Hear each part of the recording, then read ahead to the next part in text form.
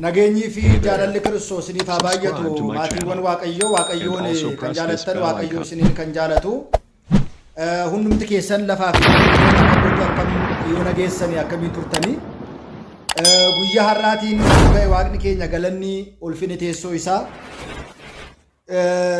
Aariyaam irratti saafaa ta'u maqaan giiftii keenya qulqulleettii Dubroo Maariyaam maqaan ishii ergamoonni Waaqayyoo toloonni fi raajonni Waaqayyoo maqaan isaanii kan galatoomee fi kan ulfaatan nuuf haa ta'an akka fedhaa fi jaalala Waaqayyootti guyyaa har'aa kana samoona kana magaalaa Mojootti waan mudate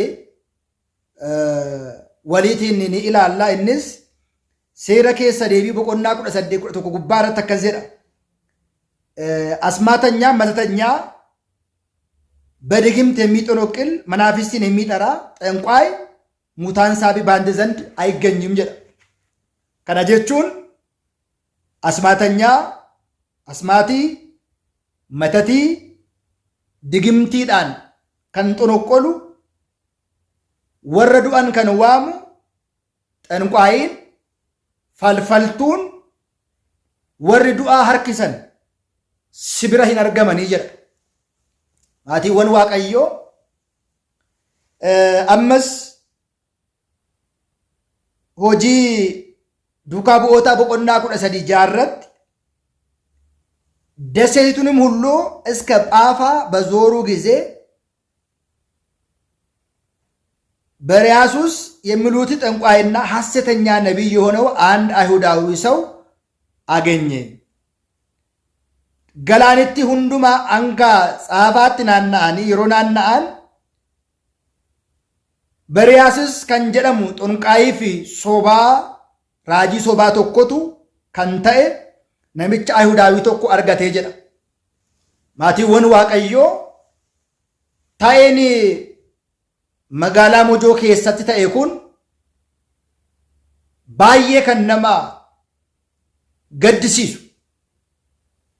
Baay'ee kan nama saalfachiisu qoobii kana uffata kana kan uffate haa turuuti nama uffata kana hin uffanne illee kiristaana haa ta'uuti haa turuuti nama kiristaana hin taane illee nama haa turu sanyii namaa kamirraallee hojii hin taane baay'ee waan saalfachiisaa ta'e kana agarre. Baay'ee nama gaddisiisa. Warreen akkasii faana lakkoowwamneetu tajaajiltoota, luboota, phaaphaasota, monoksoota, amantoota kiristaanota jedhamna. Gin qoobii kanaan fannoo kanaan uffata kanaan masqalii Kiristoos qabatanii kan daldaalan baay'een isaanii jiraachuun isaanii wangeelli kan isaaniif hin galle baay'een isaanii jiraachuun isaanii ta'ee magaalaa Mojoo ta'e kana keerraati. Hunna keenya ni hubanna jedhee yaada.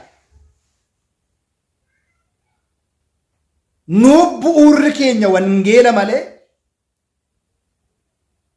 xinqolaa moora moorsisiisaa miti.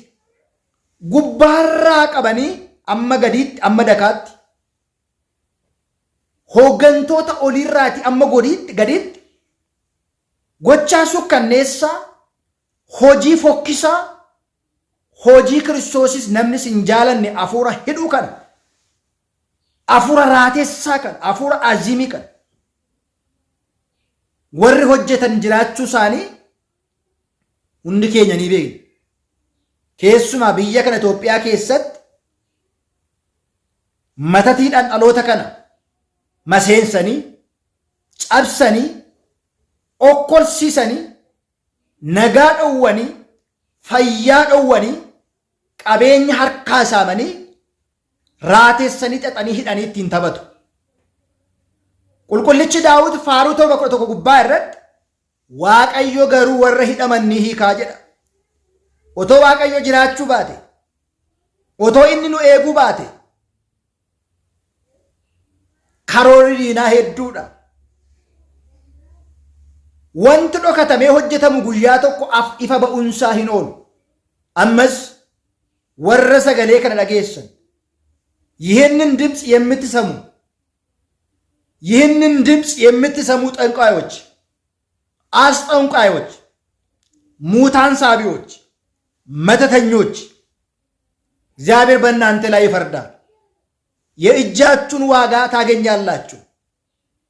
በምድርም እንዲህ ትገለጣላችሁ፣ በሰማይም እንዲህ ይፈርድባችኋል።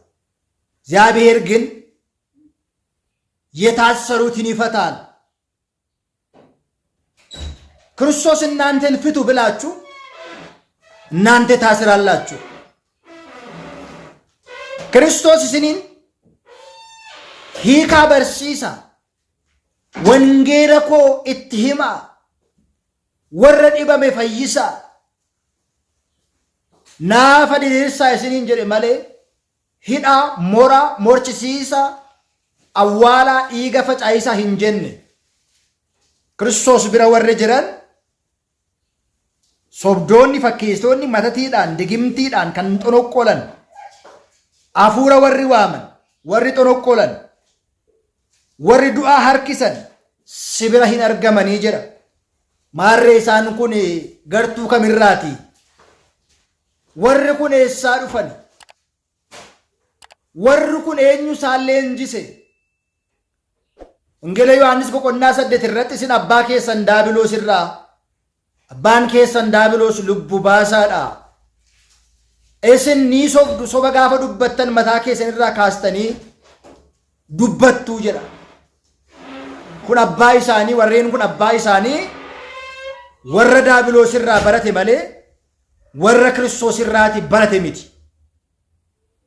Hojii hidhaa warri hojjettan, warri mortan, warri bochiistan, warri maasii namaa keessa ajeessa awwaaltan, warri balbala namaa maqaanii namaa dhiiga dibdan, warri maasii namaa keessa biyyoo du'aa awwaaltan facaastan, warri jireenya namaa irratti hojii kana hojjettan hara keessan gara Kiristoositti deebisaa. Gochaa keessan kanaaf gaabbii galaa. Kiristoos isin gaafata. Wangeela dhugaa barsiisuu qabdanii, nama gara fayyinaatti fiduu qabdanii, ummata kana burjaajessitanii gochaa isin hojjechaa jirtan Kiristoos isin gaafata. Kiristoos isin irratti murteessa. Murtoo Kiristoos jalaa eenyu keessan illee bahuu hin dandeessan. Akkuma xonqaayicha hojii ergamootaa boqonnaa 5 irratti gara Kiristoositti amanee deebi'ee Kiristoositti amanaa, mura dhiisaa, morsiisu dhiisaa, kudhaama bobaa irratti warri baattan, fannoo irratti warra xonqolaa hojjechiistan,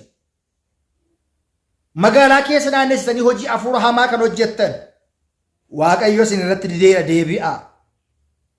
Waaqayyo isin salphisa deebi'aa. Waaqayyo isin gaafata deebi'aa. Kanaaf gochaa akkasii keessa jiraattanii warri maqaa mana amantaa balleessitan, warreen akkasiin abbaa mana amantaa, tajaajilaa mana amantaa, barsiisaa mana amantaa jedhee waamuus hin danda'u. Kan akkasii abbaa sinaa ta'uu hin danda'u.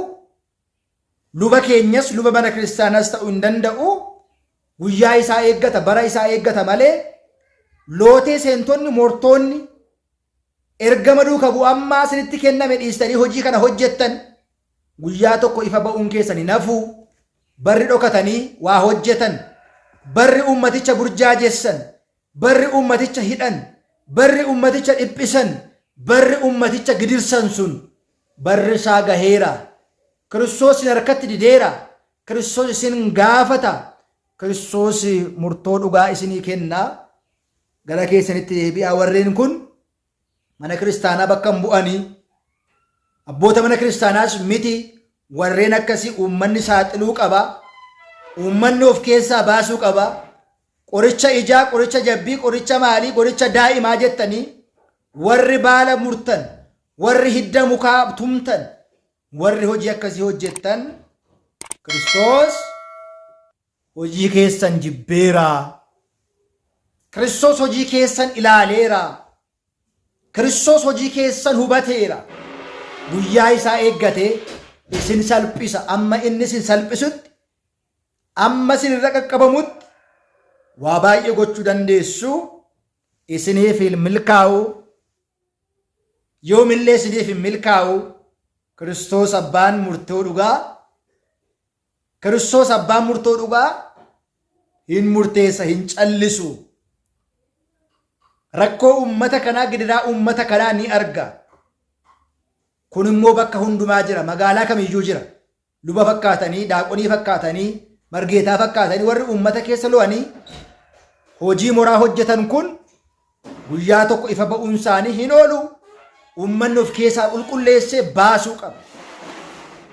Ummanni of keessaatii baasee saaxiluu qaba. Ummanni of keessaa baasee dabarsee qaama nageenyaatti kennuu qaba. Ati abbaanaaf ta'uu hin dandeessu. Mortuun abbaa koo miti, xonqaayin abbaa koo miti, matanyaan asmaatanyaan warri du'aa waaman, warri afuura waaman abbaa koo miti jedhee hawaasni of keessaa qulqulleessee baasuu qaba jechaadha.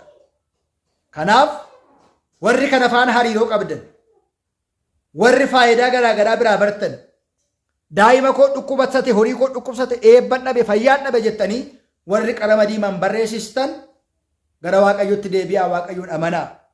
Kan isin fayyisu xonqaayee miti, Kiristoosidha. Kan isin jiraachisu moraa miti, Kiristoosidha. Kana beekaatii gara laphee keessanitti, gara eenyummaa keessanitti deebi'aa. Warreen moran, warreen morsisiisan, warreen mandara keessa deemanii hojii matatii hojjetan Kiristoos isaaniitiin haa ifatu. Hafuurri isaanii afzis, adengis, raatessi, naasisi, cabsi, kuti, ajjeesi, waraanni jedhamee kan ergame hafuurri kun duratti aangoo hin qabu. Aangoon kan Kiristoos, humni kan Kiristoosi. Kiristoos warra akkasii nurraatii haa qabu.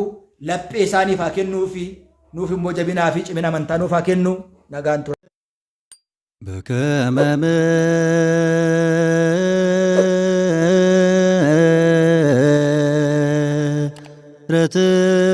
ምሕረትከ